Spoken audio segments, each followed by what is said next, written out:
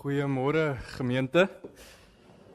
Baie welkom by vanoggend se erediens. Dit is so groot voorreg om hierso in die naam van die Here bymekaar te kom om te weet dat hy met ons is en vir ons werklik meer wil leer van hom. Dit is die beste ding wat ons kan doen in ons lewens. Voordat ons begin net 'n paar afkondigings.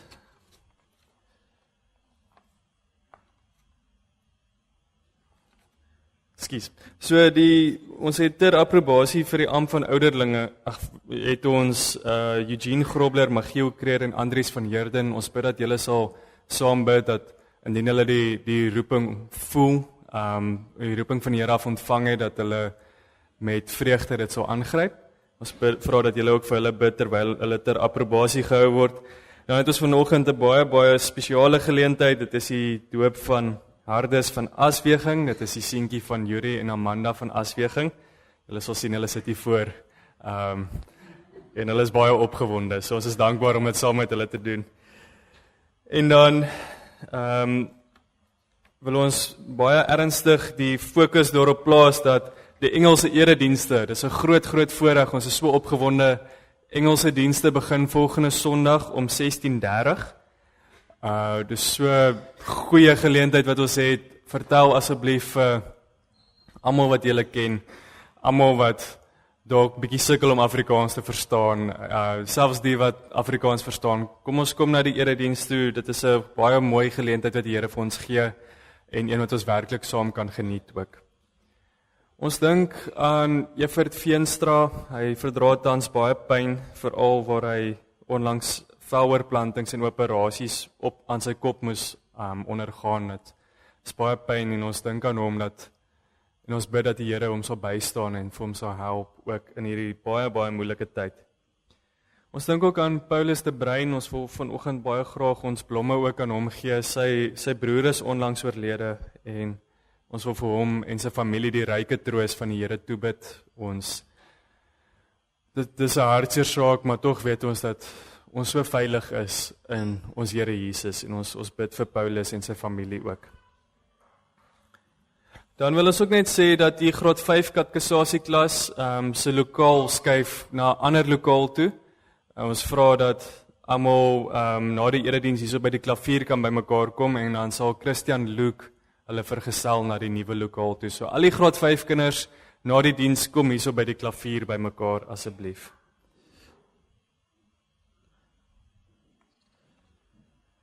Ons het ook die groot voorreg om nuwe lidmate te verwelkom. Ek dink Gert was nie lus om weg van ons af te trek nie, toe trek hy maar saam van Witrifuur af.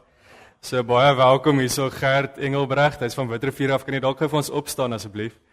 Hy is tans hierso en hy is 'n junior klerk by PKFGF Kaapstad, is dit reg?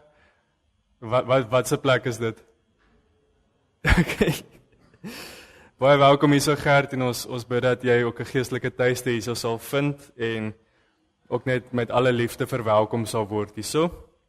En dan wil ek net hoor Inge van Driel, is jy ook hier vanoggend? Daar's hy, hallo Inge. Baie welkom hierso tussen ons. Is eintlik al 'n ouerige bekende hierso, maar ons bid dat jy die Here se seën hierso ervaar en dat dit net vir jou werklik ook 'n geestelike tuiste sal wees. Baie welkom. En dan indien daar enigiemand is wat graag by die gemeente wil aanskakel of meer wil weet, daar is 'n welkomboom daar buite. Julle sal sien, dis een van die min bome hier op die kerkterrein. So daar sal 'n ouderling daar staan wat vir julle ook meer inligting kan gee oor die gemeente en enigiets wat julle graag wil weet. Ek hoop dis al die afkondigings vanoggend. Die res sal julle in die blaadjie kan vind.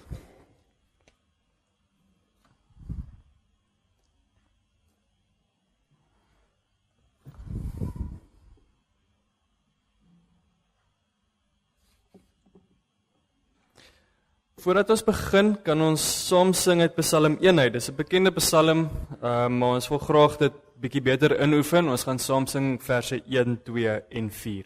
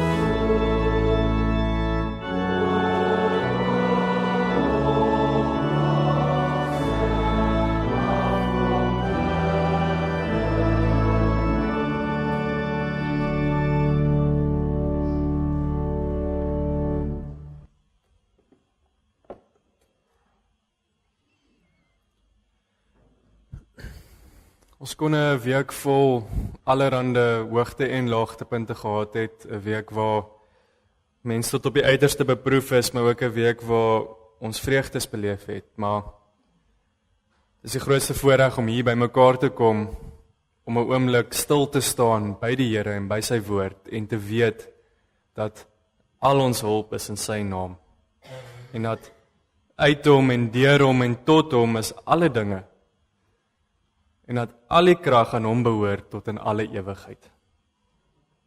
Amen. Geliefdes, genade en vrede vir julle van hom wat is en wat was en wat kom, en van die 7 geeste voor sy troon, en van Jesus Christus, die geloofwaardige getuie, die eerste wat uit die dood uit opgestaan het, die heerser oor die konings van die aarde. Aan hom behoort die krag en die heerlikheid tot in alle ewigheid. Amen. Ons prys die Here saam met lied 159 uit, daarvan gaan ons verse 1, 2 en 3 sing. God is hier teenwoordig, laat ons biddend nader, hier waar ons voor hom vergader. Ons gaan lees van Hanna, wat na die tempel van die Here toe gegaan het en haar krag by hom gevind het. En ons erken ook dat waar sy gelowiges by mekaar is, waar ons by mekaar is, weet ons dat die Here is hier teenwoordig en kom ons nader biddend tot hom ook. Lied 159 verse 1, 2 en 3.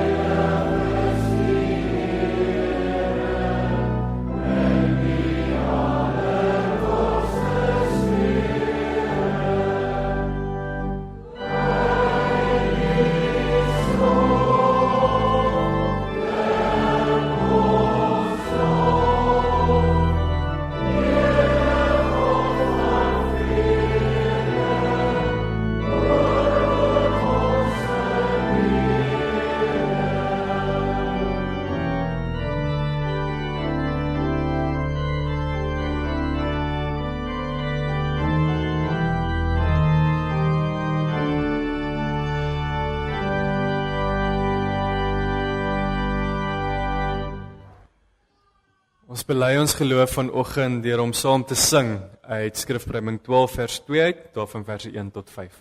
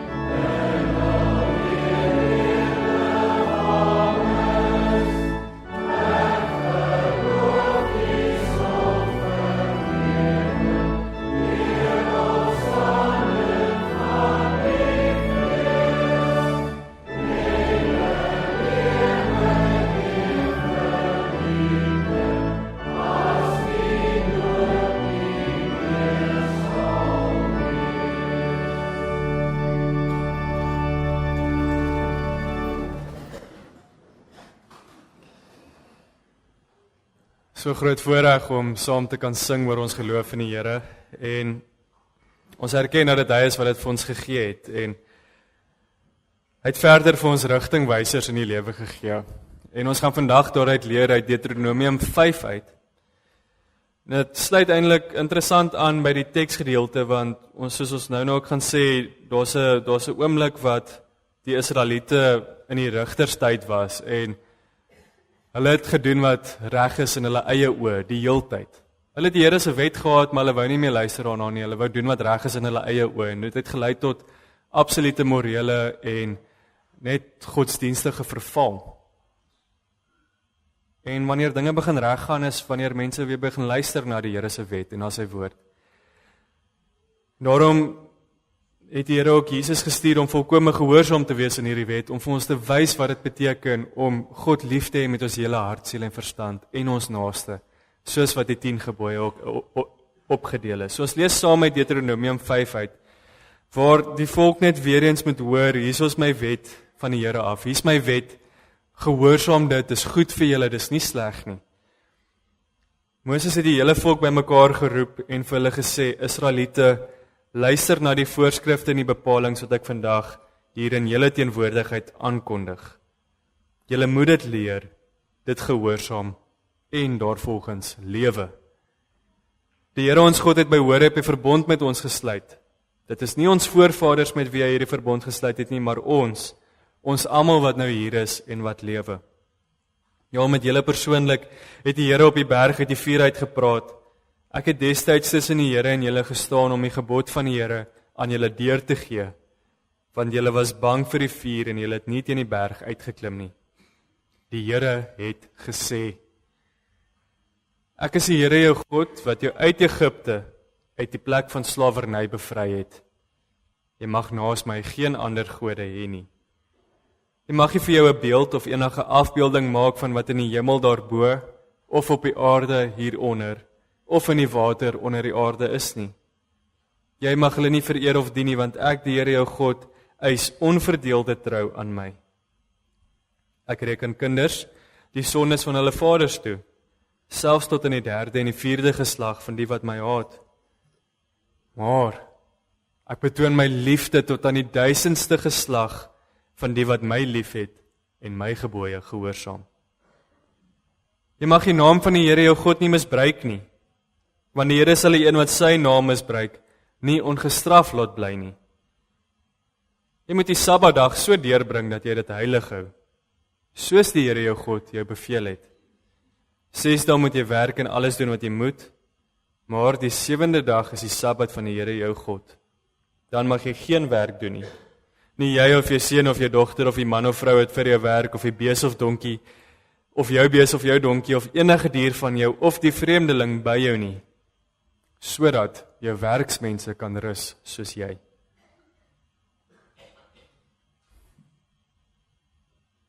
Jy moet daaraan dink dat jy in Egipte slaaf was, en dat die Here jou God jou deur sy groot krag en met magtige dade daaruit bevry het. Daarom het die Here jou God jou beveel om die Sabbatdag so te onderhou. Eer jou vader en jou moeder, dan sal die Here jou God jou, soos die Here jou God jou beveel het, dan sal jy 'n lang lewe hê, en sal dit goed gaan met jou in die land wat die Here jou God vir jou gee. Jy mag nie moord pleeg nie, jy mag nie egbreek pleeg nie, jy mag nie steel nie, jy mag nie vals teen 'n ander getuig nie, jy mag niemand anders se vrou begeer nie, jy mag nie sy huis begeer nie, ook nie sy grond, sy slaaf of slavin, sy bees of donkie of enigiets anders wat aan hom behoort nie. Die Here het by die berg al hierdie gebooie duidelik hoorbaar aan julle hele gemeente gegee, uit die vuur en die stik donker wolk uit, en toe het hy stil gebly. Daarna het hy dit op 2 platklippe geskryf en vir my gegee.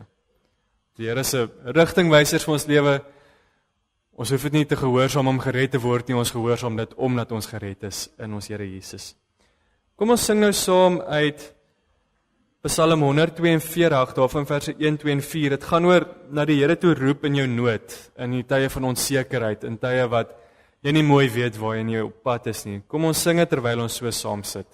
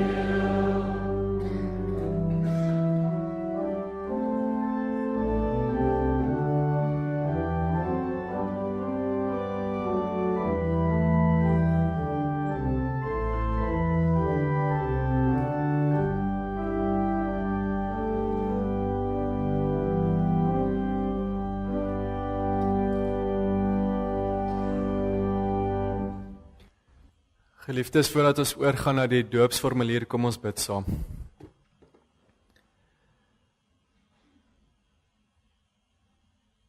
Ons ewige God, heilig, heilig, heilig is U naam. Alles wat U doen is goed en reg. U het hierdie wêreld geskep, van die grootste na die kleinste toe, het ons kunstig saamgeweef. U het U lewe in ons ingeblaas. U het vir ons gesê, bewoon en bewerk en wees vrugbaar en lewe op hierdie aarde. Ons dankie vir hoe U alles geskep het, ons dankie dat ons aan U kan vashou, ons dankie dat ons kan weet dat U ons God en Skepper Here is en dat daar niemand soos U is nie. In die wêreld probeer ons onsself so gereeld oortuig dat U nie daar is nie. Die wêreld probeer ons oortuig dat U nie bestaan nie. En ons wil so graag bid vir die wêreld. Ons wil bid vir onsself, dat ons elke dag al hoe meer en meer die werklikheid van U teenwoordigheid sal besef. Ons bid dat U Gees kragtig in ons sal werk, dat ons, al word ons so gereeld beproef en versoek in die wêreld, dat ons tog sterk sal staan in U woord. Sterk sal staan in U teenwoordigheid. Ons dankie dat U sedert die begin af die goue lyn van verlossing in die Bybel het. Hoe U ons nooit los nie. Hoe U die ou verbond met Abraham opgestel het om te wys dat ons U kinders is en U is ons God. Hoe daai verbond vervul is in ons Here Jesus en hoe Hy vir ons 'n nuwe verbond gebring het, die genadeverbond, die vredeverbond. En dat ons die voorreg het om ons kinders in hierdie verbond te kan grootmaak. Dankie vir die groot voorreg dat ons nou die doop gaan beleef, mag ons sien watter teken van U verlossing dit is en watter seël dit is wat ons kan vasbind, wat ons vasbind aan U. Ons bid vir elke ouer, vir elke persoon wat invloed uitoefen oor 'n jong kindjie, dat dit sal wees volgens U wil, volgens wat U wil hê.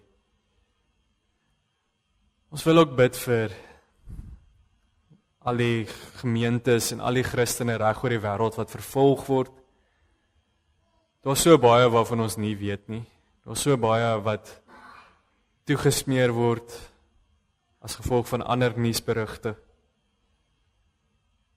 Ons bid dat U met daardie gelowiges sal wees. Ons bid dat U vir ons maniere sal gee waarop ons ook hulle kan help en waarop ons saam kan bid dat U kerk te midde van vervolging, te midde van onderdrukking, te midde van die dood sal aanhou lewe en groei. U is die enigste een wat vir ons hoop bring. Ons bid ook waar ons uit U woord uit gaan lees dat dit 'n geleentheid sal wees waar ons kan leer van U en kan groei in U teenwoordigheid. Ons dankie vir die genade wat aan ons bewys is deur U Seun Jesus Christus. Ons dankie vir die feit dat ons weet dat U regeer. Ons dankie vir die Heilige Gees wat hierdie boodskap in ons harte vasmaak. En ons bid dit in Jesus se naam alleen. Amen.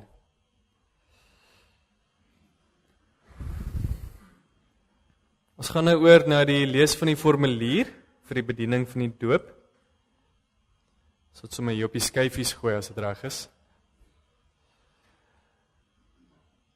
Dit is belangrik om te weet dat die leer van die heilige doop saamgevat word in 3 punte. Dit is sonde, verlossing en dankbaarheid. Eerstens oor sonde. Ons en ons kinders is in sonde ontvang en gebore en daarom nog onder die toorn of die straf van God, sodat ons nie in die ryk van God kan inkom nie, tensy ons opnuut gebore word. Dit word aan ons geleer deur die indompeling in en die besprinkeling met die water, waardeur die onreinheid van ons siele vir ons aangewys word, sodat ons vermaan word om 'n afkeer van onsself te hê, ons voor God te verootmoedig en ons reiniging en saligheid buite onsself te soek. Dan die tweede punt, verlossing. Die heilige doop betuig en verseël aan ons die afwassing van die sondes deur Jesus Christus. Daarom word ons gedoop in die naam van God, die Vader en die Seun en die Heilige Gees. Want as ons in die naam van die Vader gedoop word, betuig en verseël die Vader aan ons, dat hy 'n ewige genadeverbond met ons oprig, ons tot sy kinders en erfgename aanneem, en ons daarom met alle goeie dinge wil versorg, en alle kwaad van ons wil afweer, of tot ons bes wil beskik. En as ons in die naam van die Seun gedoop word, verseël die Seun aan ons, dat hy ons in sy bloed so van al ons sondes was, waarmee hy ons in sy dood en opstanding inlyf, dat ons van ons sondes bevry en voor God regverdig gereken word. Net so ook as ons in die naam van die Heilige Gees gedoop word, verseker die Heilige Gees ons deur hierdie heilige sakrament, dat hy in ons wil woon, en ons tot lidmate van Christus wil heilig, deur ons tot ons eiendom te maak wat ons in Christus het, om ons deel te maak daarvan, naamlik die afwassing van ons sondes, en die daaglikse vernuwing van ons lewe, totdat ons eindelik onder die gemeente van die uitverkorenes in die ewige lewe vlekkeloos gestel sal word. Die derde punt, so dis, ons is bewus van ons sonde, ons is bewus, ons word in sonde ontvang en gebore, Jesus verlos ons, en dan die derde punt, dankbaarheid. Omdat alle verbonde uit twee dele bestaan, daarom word ons ook weer deur die doop vermaan en verplig tot 'n nuwe gehoorsaamheid. Ons moet naamlik hierdie enige God, Vader, Seun en Heilige Gees aanhang, vertrou en lief hê met ons hele hart, met ons hele siel en met ons hele verstand en met al ons kragte. Ons moet van die wêreld afsien, ons ou natuur doodmaak en 'n godvrugtige lewe lei. En as ons soms uit swakheid in sondes val, moet ons nie aan die genade van God twyfel of in die sondes bly lê nie. Die doop is immers 'n seël en ontwyfelbare getuienis dat ons 'n ewige verbond met God het. En dan hoekom ons kinders doop? Hoewel ons kinders hierdie dinge nie verstaan nie, mag hulle nogtans nie van die doop uitgesluit word nie. Aangesien hulle sonder dat hulle dit weet aan die verdoemenis in Adam deel het, en ook sonder dat hulle dit weet weer in Christus tot genade aangeneem word. So spreek God ook tot Abraham, die vader van al die gelowiges, en daarop ons en ons kinders en sê, ek sal my verbond oprig tussen my en jou nageslag na jou, in hulle geslagte as 'n ewige verbond, om vir jou 'n God te wees en vir jou nageslag na jou. Dit betuig Petrus ook met hierdie woorde, want die belofte kom julle toe, en julle kinders, en almal wat daar ver is, die wat die Here ons God na hom sal roep. Daarom het God vroeër beveel dat hulle besny moet word, wat 'n seël van die verbond en van die geregtigheid van die geloof was. So het Christus hulle ook omhels, die hande opgelê en geseën. Omdat die doop nou in die plek van die besnydenis gekom het, daarom moet die kinders as erfgename van die ryk van God en van sy verbond gedoop word. En die ouers is verplig om hulle kinders terwyl hulle opgroei, hieromtrent breedvoerig te onderrig. En u geliefde gemeente, ontvang hierdie kind as deel van die verbondsvolk van God en die liggaam van Christus. Wees lief vir hierdie kind, bid vir hom en wees 'n voorbeeld van 'n lewe in Christus, om hierdie heilige instelling van God tot sy eer, tot ons troos en tot opbouing van die heilige gemeente uit te voer. Laat ons daarom sy heilige naam in gebed aanroep. Kom ons bid saam.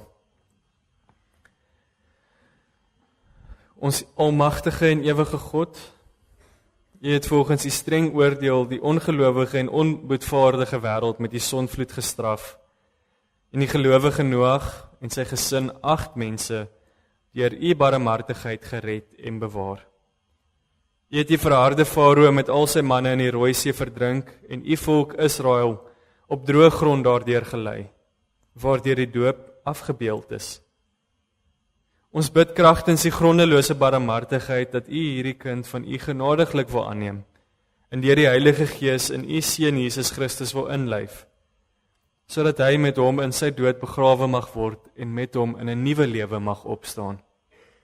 Laat hy terwyl hy hom daagliks navolg sy kruis blymoedig dra en hom aanhang met opregte geloof, vaste hoop en vurige liefde, sodat hy hierdie lewe wat tog niks anders as 'n voortdurende sterwe is nie, in hierdie lewe deur U getroos mag word.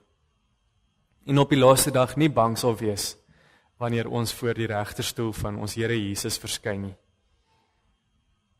Dit bid ons deur ons Here Jesus, U Seun, wat saam met U en die Heilige Gees een enige God is en leef en regeer.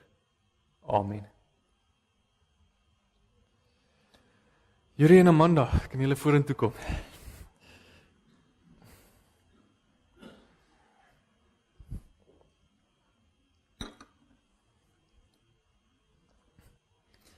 Geliefdes in die Here Jesus Christus, julle het gehoor dat die doop 'n instelling is van God.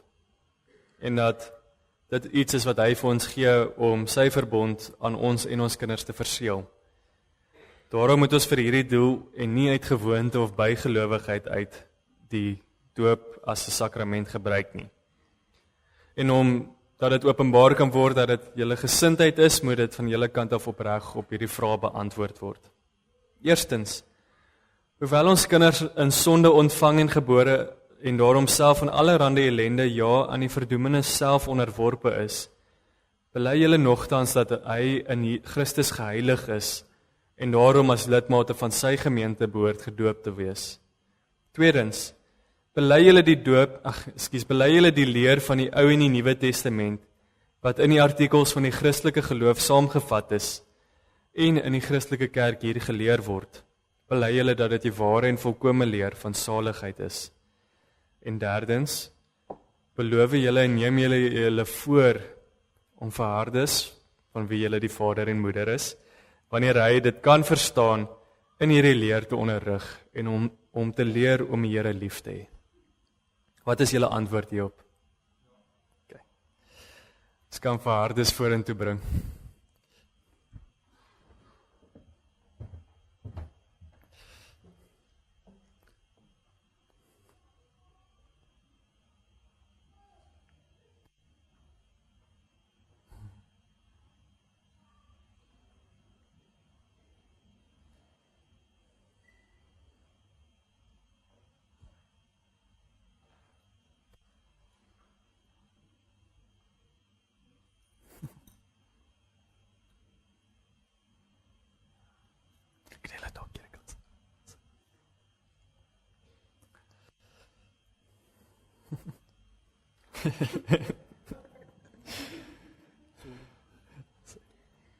Hardes van Asweging, ek doop jou in die naam van die Vader en van die Seun en die Heilige Gees. Amen.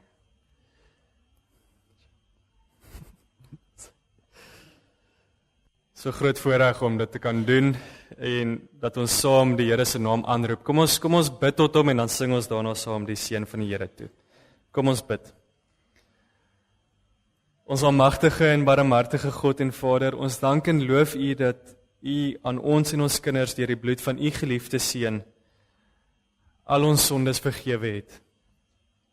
En ons deur U Heilige Gees tot lidmate van hierdie gemeente en van lidmate van U eniggebore Seun ingelei het. Ons bid dat U deur hom, U geliefde Seun, hierdie kind altyd met U Heilige Gees wil regeer, sodat hy Christelik en godvrugtig opgevoed mag word en mag groei en toeneem in ons Here Jesus Christus, sodat hy U vaderlike goedheid en barmhartigheid wat U aan hom en aan ons almal bewys, kan bely en alle geregtigheid en met alle geregtigheid onder ons ewige koning en leraar en hoëpriester Jesus Christus kan lewe en moedig teen die sonde kan stry. Ons bid hierdie alles in die naam van ons Here Jesus Christus alleen. Amen. Kan ons saam vir Yuri en Amanda, maar besonder vir Hardes ook die seën van die Here toesing? Ons gaan dit uit Psalm 128 vers 4 uit doen.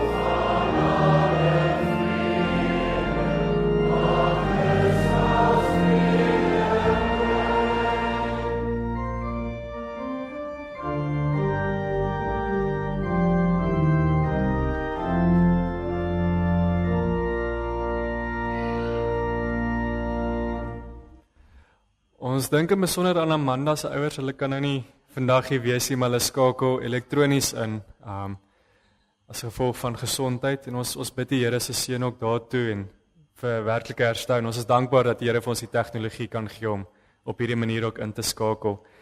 Ons wil vir Johan vra om namens die gemeente asseblief ook aan Yuri en Amanda 'n Bybel te oorhandig. Hallo.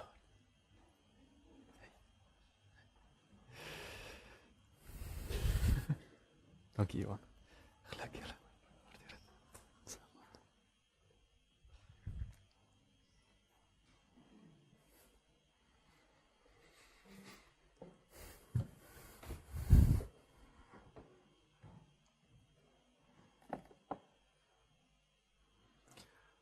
Ons skriflesing kom vanoggend uit 1 Samuel 1 uit. Ons gaan daarvan die hele hoofstuk saam lees.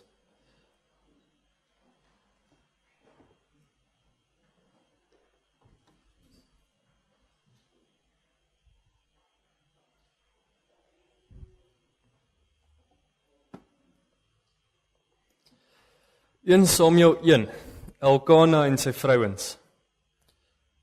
Daar was 'n man uit Ramathaim, 'n Sefiet uit die Efraimsberge.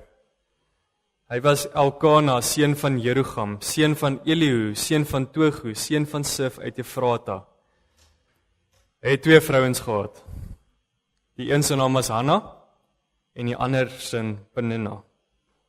Peninna het kinders gehad, maar Hanna nie. Elkana het elke jaar uit die stad uit na Silo toe gegaan om te aanbid en aan die Here die Almagtige offers te bring. Eli se 2 seuns, Hofni en Pinjas, was in Silo priesters van die Here.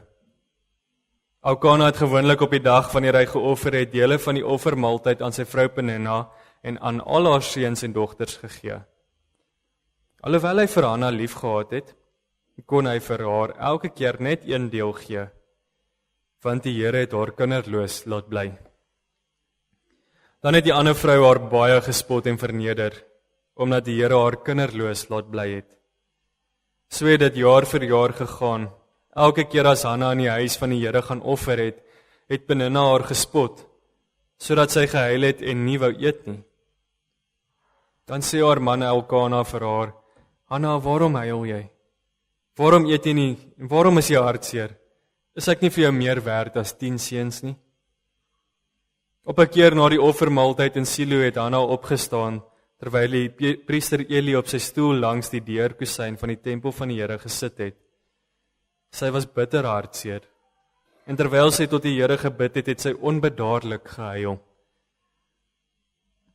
Sy het 'n gelofte afgelê en gesê, Here, Almagtige, as U tog op my ellende wou let en aan my U dienares wou dink, en my nie vergeet nie, en aan my 'n seun gee, sal ek hom sy lewe lank aan U gee. En as teken daarvan sal sy hare nie afgesny word nie.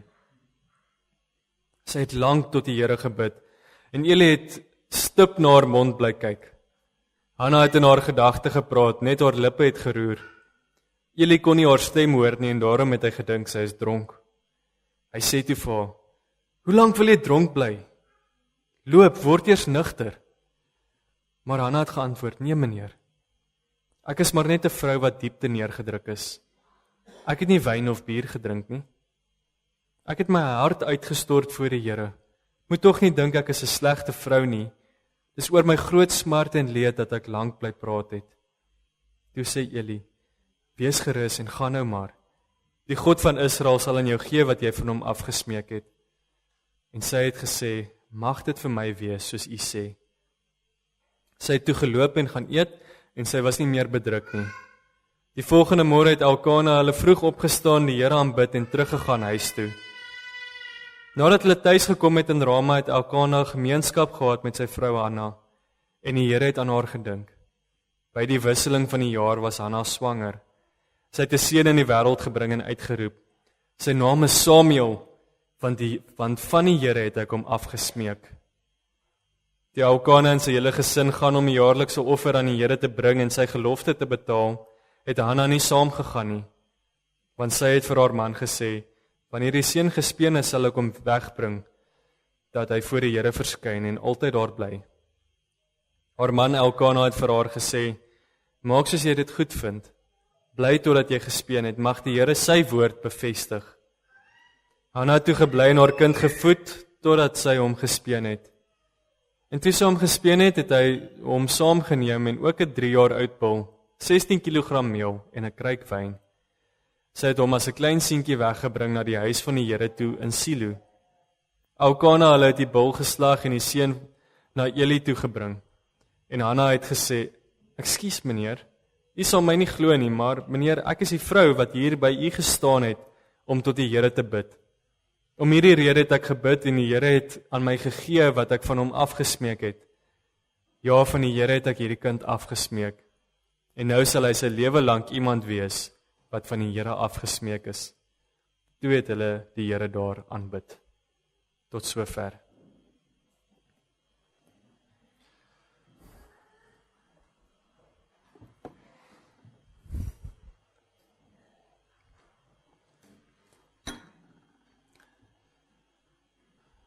Met die groot voorreg dat daar vanoggend 'n verbondskindjie gedoop is en die uitsien na 'n hele aantal verbondskindjies wat as die Here wil in die volgende ruk gedoop gaan word. Dis groot voorreg wat ons as 'n gemeente het.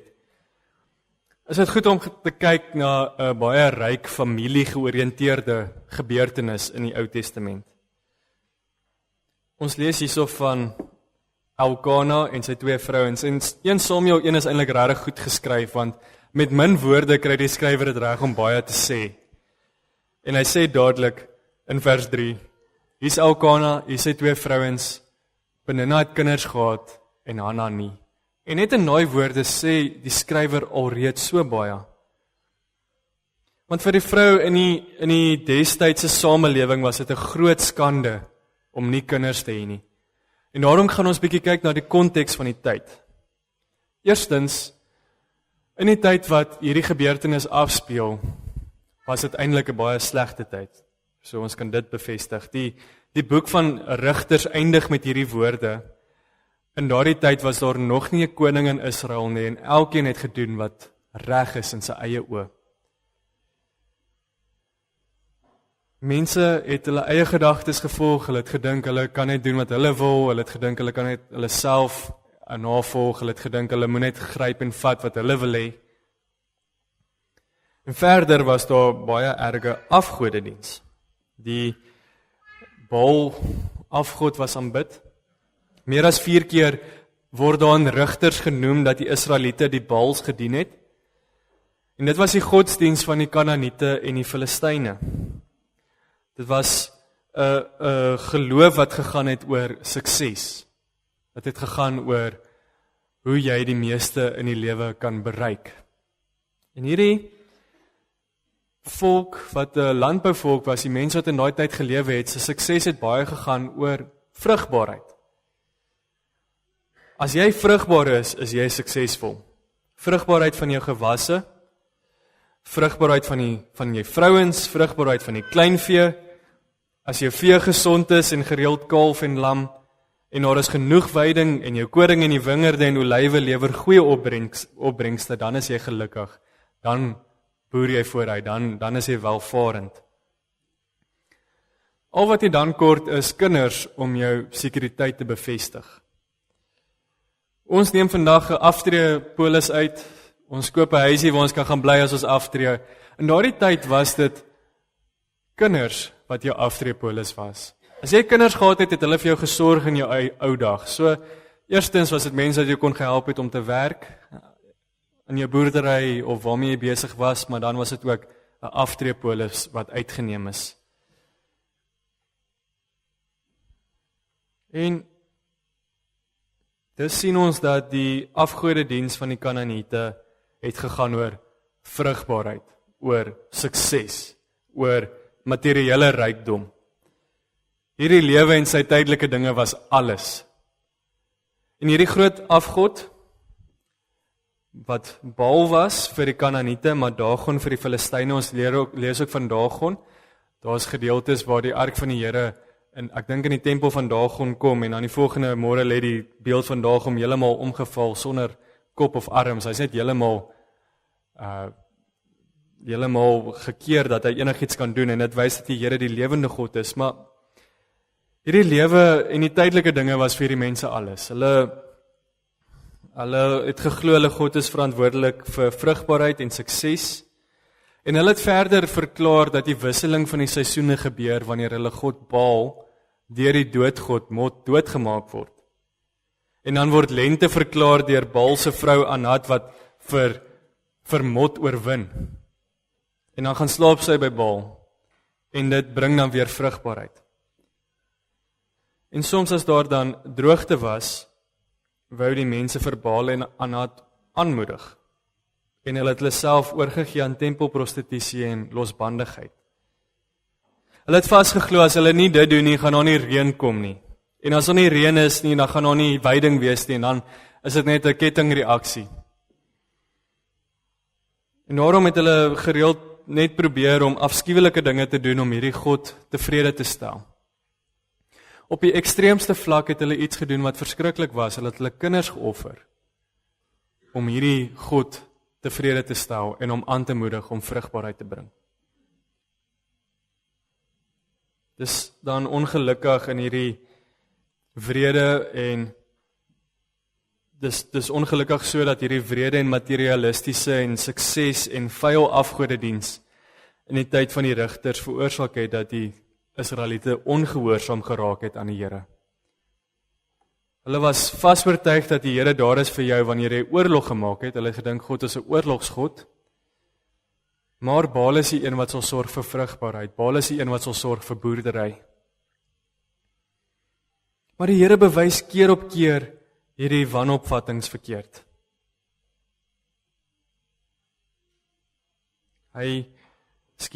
Die Israeliete val onder die versoeking omdat hulle glo Baal bereik vir hulle sukses, maar soos ons sê, is dit alles behalwe waar. Want keer op keer bewys die Here hierdie wanopvattings verkeerd. Hy is die God oor alles, hy sorg vir alles, hy is lewend. Daar's niemand soos hy nie.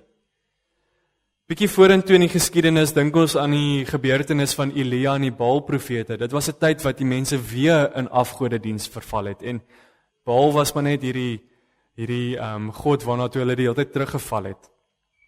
Ek dink dit was 'n so aanloklike godsdiens eintlik vir die mens. En dan is daar die gebeurtenis waar Elia sê, hier's 'n altaar, julle Baal-profete doen alles wat julle kan, roep vuur en reën en alles uit die hemel uit af. Kom ons kyk wie verbrand hierdie altaar. En dan doen hulle en hulle gaan te kere en hulle skree en alles en dan op die ou einde is dit die Here wat met 'n eenvoudige gebed vir Elia antwoord en nadat Elia die offeraltaar nat gegooi het, selfs maak dat alles verbrand word. Dit bewys dat die Here die een is wat reën bring, die Here is die een wat sorg, die Here is die een wat in beheer is. Die Here bring sukses en vrugbaarheid, die Here het dit geskep. Dis nie onderhewig aan 'n ander God nie. Dis nie sy area en die Here is net daar wanneer dit sleg gaan met iemand nie. En dit was ongelukkig in hierdie tyd van agteruitgang dat Elkana en Hannah en Penina hulle self bevind. En hulle is mense wat meegevoer is deur die tydsgees. Hulle was meegevoer deur die prominente idees. Baie soos vandag. Hoe erg is dit nie dat hierdie afgodediens eintlik so populêr of so bekend klink vir ons vandag ook nie.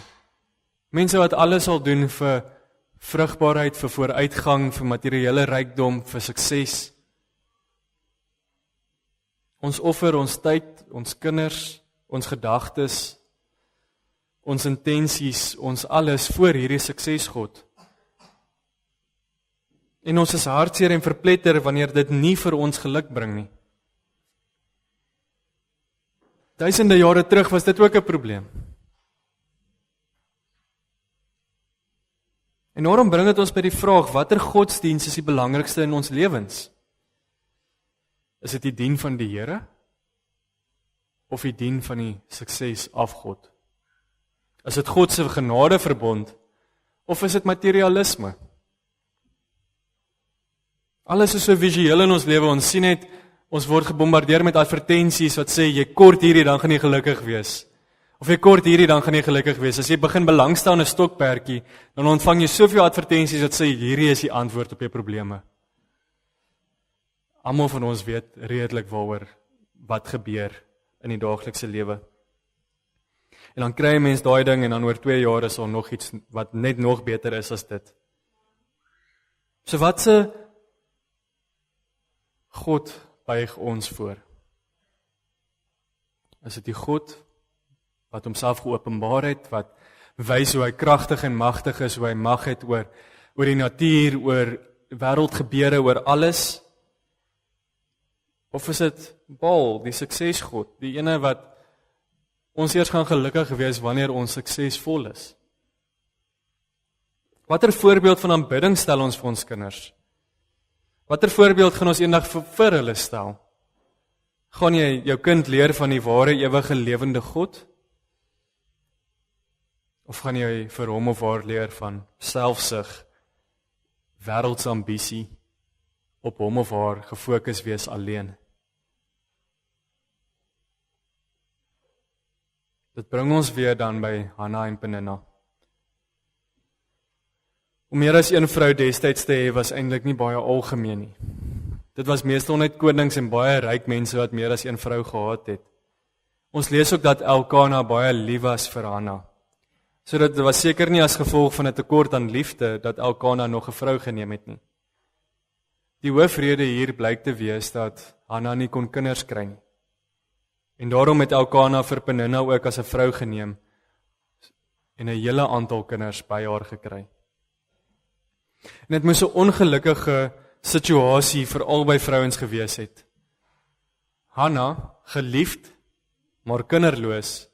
Peninna, baie duidelik nie die gunsteling nie, maar ten minste het sy Elkana se kinders.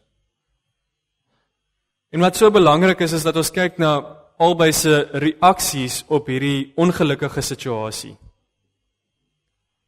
As ons kyk na Peninna, het sy met haar bekommernis en haar ongelukkigheid gedraai na haar materiële dinge, haar aardse welvaart, dit wat in daardie tyd as ryk beskou is. Sy het vasgegryp en gesê, kyk hoeveel kinders het ek is beter as Hanna. So sy vind troos vir haar bekommernis in aardse sukses. En wat dit erg gemaak het, is dat sy ook neergekyk het op Hanna. Ons lees in vers 6 dat sy vir Hanna baie gespot het, omdat die Here haar kinderloos laat bly het. En dit was nie net een keer nie, dit was elke jaar as hulle gegaan het om te gaan offer. Dit moes elke dag gebeur het. Mens loop rond met hierdie persoon wat so onseker is oor haarself en projekteer deur om vas te gryp aan aardse sukses. Hanna aan die ander kant was 'n sukkelaar. Dit is wat Peninna moes gedink het. Hanna het niks om op staat te maak nie. Wie gaan vir Hanna sorg in haar ou dag? Peninna moes gedink het sy het dit gemaak, sy het 'n sukses, sy het kinders, sy het sekuriteit. Kom ons lag vir die Hannas van die lewe. Hulle weet nie, hulle het niks nie.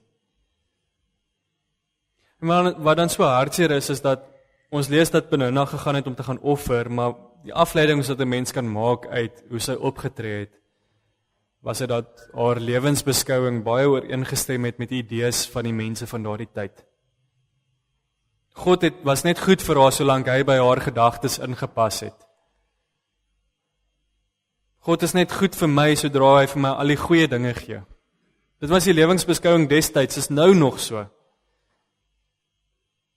En eintlik is hierdie nie dan die ware God nie, want as God net goed is vir my wanneer hy vir my goeie dinge gee, dan beteken dit dat ek my eie afgod gaan skep het. Dat ek my eie idee het oor wie hy is en nie eintlik vasgeklou aan die waarheid van wie hy is nie. Dan kyk ons na Hanna. Hanna wat ryker is as wat Peninna ooit sal wees. Wat het kinderlose Hanna? Wat het Hanna wat bespot word? Wat het Hanna op wie daar neergekyk word? Wat het Hanna wie se man nie eintlik verstaan wat aangaan nie en simpel oplossings probeer soek vir haar pyn? Sy het niks nie. Maar sy het vir God. Niks nie, maar vir God. Wat 'n groot voorreg is dit nie. In haar bekommernis en haar nood gryp sy nie vas aan die wêreldse sukses nie. Sy gaan na die Here. Sy gryp aan hom vas. Sy is hartseer, snikkend, gebroken, verpletterd, maar sy gaan soek haar hulp, nie in aardse sukses of aardse middele nie. Sy gaan soek dit by die Here, in sy tempel en in sy teenwoordigheid. En dit mag dalk so wees dat daar baie van ons is wat op 'n plek in ons lewens is wat mens so graag wil kinders hê, maar mens sukkel daarmee. En is nie te sê dat almal dieselfde pad as Hanna volg nie. Die Here volg 'n pad met ons elkeen. En dit gaan oor dat ons in ons wil, of dat ons voor sy wil neerbuig en weet dat hy in beheer is en dat sy roeping vir ons lewe so spesiaal is. En dat maak nie saak hoe ons voel nie of hoe hartseer ons mag wees nie, ons nog steeds met ons voete by die Here kan gaan sit. Of dat ons nog steeds by die Here se voete kan gaan sit.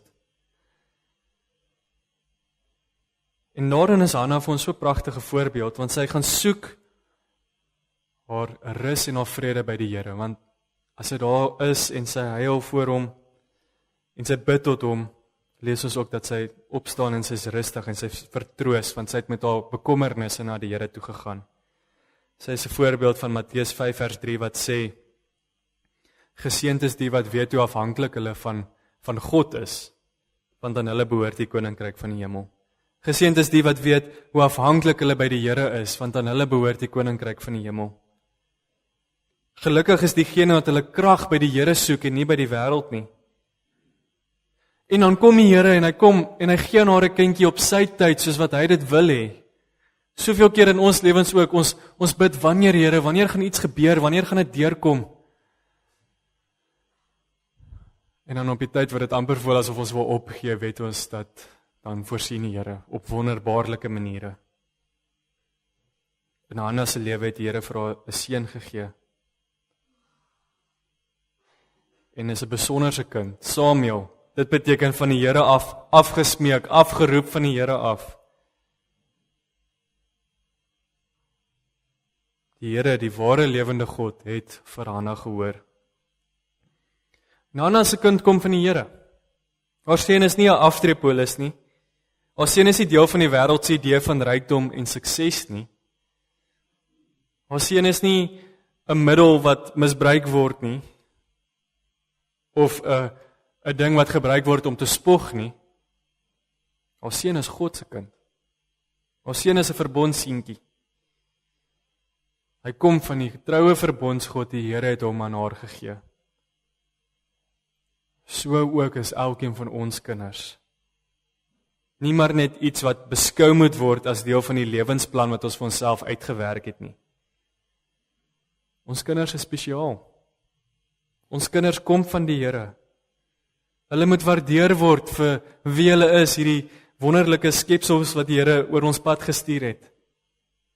Hulle moet gekoester word, hulle moet weet hulle kom van die Here af.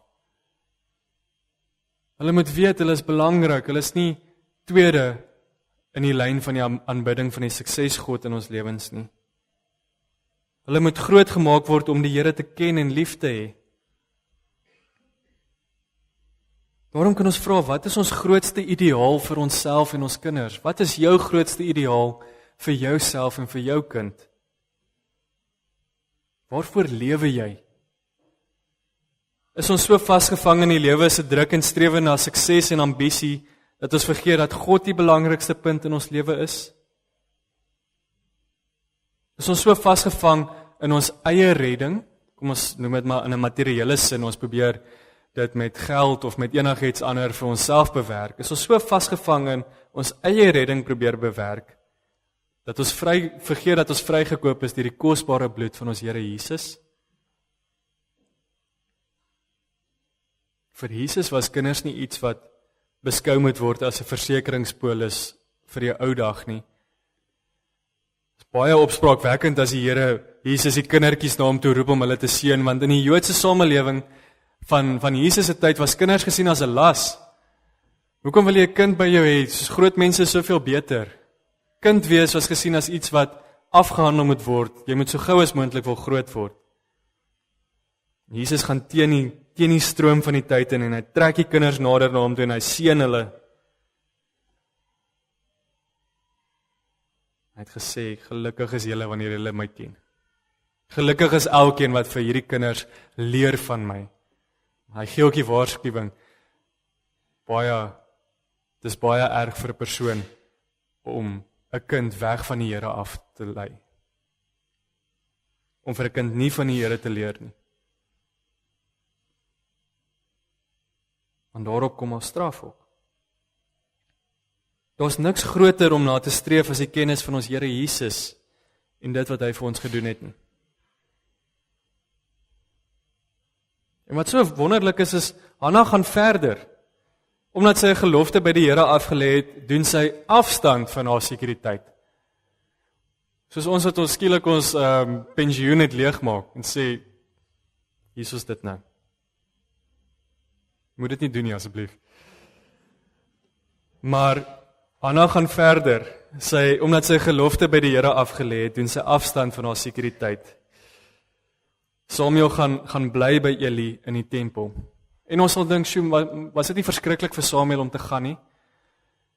Maar eintlik vir kinders in daardie tyd, as hulle groot gemaak is en gesê is, ek het jou van die Here afgespreek en jy moet, daar's 'n tyd wat jy nie dalk meer hier gaan wees nie, maar jy gaan tempel toe en jy gaan van die Here leer. Hulle sê eintlik die opvatting in daardie tyd sou wees dat Samuel baie bly sou gewees het oor hierdie geleentheid. En dis ook iets wat ons vir ons kinders moet leer, om bly te wees om na die tempel van die Here toe te gaan, om bly te wees om tussen die gemeenskap van gelowiges te wees. Dis nie 'n straf om hier te wees nie. Maar Peninnah sou hieroor vir Hanna baie gespot het, ook seker. Wat kan Samuel vir Hanna by die tempel beteken? Wie gaan nou na haar kyk? Dis baie skietgoed wat sy gekry het. Maar watter mooi dinge kom nie daarvan, dat Hanna vir Samuel tempel toe gevat het nie. Want dit was deel van die Here se raadsplan. Ons sien hierso dan verder oor Samuel. Samuel groei op, maar selfs toe hy nog jonk was, roep die Here na hom toe en sê, Samuel, Samuel. En selfs Eli het nie die Here se naam so baie gehoor nie, want hy het gedink, of dit was so ongewoon om die Here se stem te hoor, dat Samuel nie mooi besef het dat dit die Here is wat praat met hom nie. Maar die Here praat duidelik met Samuel, die Here se stem word weer gehoor in 'n tyd wat mense baie doof was vir die Here se woord. Daar vind herlewing onder die volk plaas. Afgodediens word verwoes en vernietig, dit word uit die weg uit geruim. Die fokus is nou weer op die Here. Geestelike herlewing, kom ons gaan terug na dit wat die Here vir ons geleer het, kom ons gaan terug na sy woord toe. Daar kom redding van Filistynse onderdrukking, want soveel keer wanneer dit geestelik goed gaan met mense, en mense kan saam staan en besef, ons is onder die autoriteit van die Here, ons beweeg saam, ons beweeg nie vir onsself nie, ons beweeg vir mekaar en vir die Here, gebeur daar goeie goed. Sê om te sê dat dit altyd so sal wees nie, en ook nie in die sin van materiële sukses soos wat ons dink nie, maar wanneer mense saam staan, word die Here se woord uitgedra en word mense se lewens verander deur die Heilige Gees. Daarom het dit beter begin gaan met Israel. Mense was op 'n goeie voet met die Here, want hy het sy woord laat hoor en die Heilige Gees het mense gelei om in hom te glo. As het reeds gesê, afgodediens was verdring. God se lig het in Israel geskyn. Samuel het profeteskole gestig. Nie net self nie, maar het ander mense ook geleer van die Here se woord en dit uitgedra na buite toe. En die mooiste van hierdie alles is, dit het begin met een ma se gebed. Dit het begin deur 'n moeder op haar knieë voor die Here. 'n Moeder wat haar kindjie aan God gewy het. Ons hoor niks verder van Peninnah en haar kinders nie. En mense hart gaan eintlik uit na Peninnah toe. Sy het gedink sy het alles gehad, maar op die ou end het sy niks nie. En dit is so belangrik dat ons mekaar ook reg help as ons 'n Peninnah ingesteldheid in die lewe het. Die Heilige Gees gebruik ons om mekaar te wys daarop dat wanneer ons dalk met onsself, in onsself of in ons kinders selfs vasgevang raak, wanneer ons begin dink dat my kinders moet ook voldoen aan die wêreldse idee van sukses, my kinders moet net al hierdie dinge doen, dan gaan hulle ook gelukkig wees. Nee, die gelukkigste is wanneer ons mekaar aanmoedig om vir ons kinders ook op die Here te wys. En dis waar die gemeente verantwoordelikheid het teenoor die kinders hierso. Stel 'n voorbeeld van by die Here se voete om aanbid vir die kinders wat ook hier in die gemeente is. Wys vir hulle dat materiële sukses nie alles is nie. Dit is wonderlik as ons dit van die Here af ontvang, maar dit is iets wat ons kan gebruik tot opbou en uitbou van sy koninkryk ook. En wys vir hulle op Jesus, want dit laat ons ook dink aan ons Here Jesus. Hy het nie gelyk soos die wêreld se voorbeeld van materiële sukses nie. Hy was nie die tipe koning wat mense verwag het nie. Hulle het gedink, die Messias gaan materiële welvaart bring, die Messias gaan maak dat ons so ryk is en dat ons gaan regeer oor die hele wêreld. En dit was al waarop hulle gefokus was. Selfs die disippels het onder mekaar gestry oor wie die belangrikste in God se koninkryk gaan wees.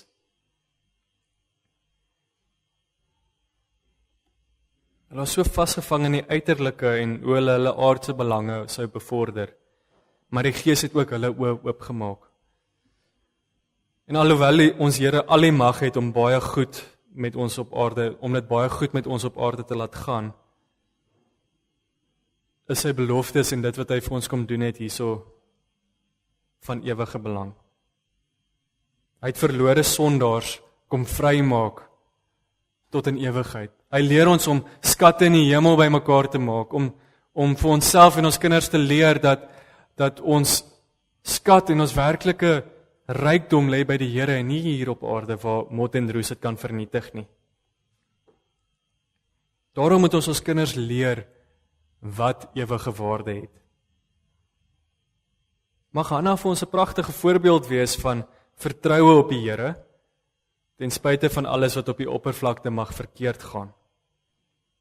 Sy was uitgetart deur 'n mededingende vrou. Sy was misverstaan deur 'n liefdevolle maar ook emosioneel stomp man. Sy was verkeerdelik geoordeel as 'n dronkaard deur Eli. Deur alles skap sy wel nie terug na Penina toe nie. Sy gaan soekie leë vertroosting by haar man nie. Sy neem nie aanstoot deur Eli se wanindrukke nie. Sy neem haar laste en haar sorge na die Here toe. Want sy weet hy alleen ken haar hart. Hy alleen kan haar help.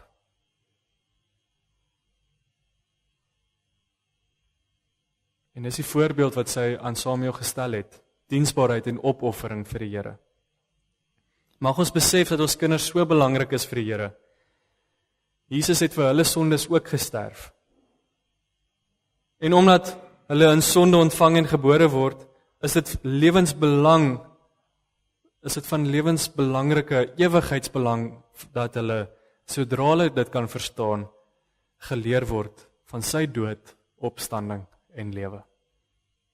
Amen. Kom ons bid saam.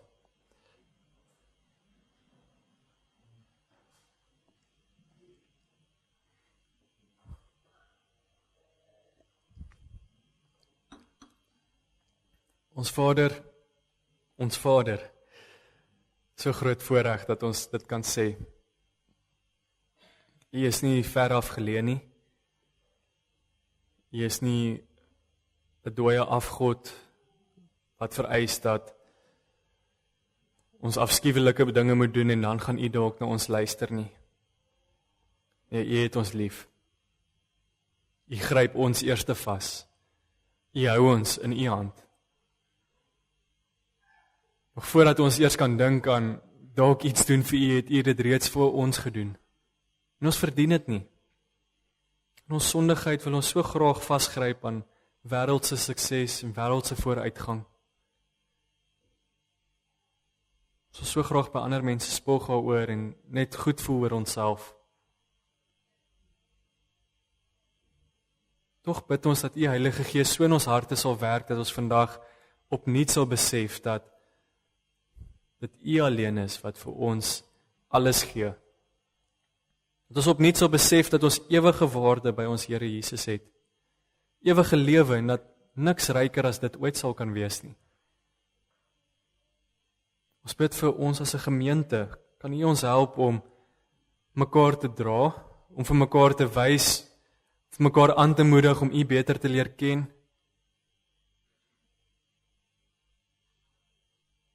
Om vir mekaar te wys waar in ons lewens ons dalk soveel afgode mag hê wat ons aanbid. Lei ons deur U Gees dat ons deur dit alles sal breek en dat U lig ook hier sal skyn en dat ons dit sal uitdra na buite toe. Ons dank U vir die voorreg van kinders. Ons dank U dat ons in 'n gemeente eintlik 'n groot familie is waar mens soveel ooms en tannies en boeties en sissies in die geloof het.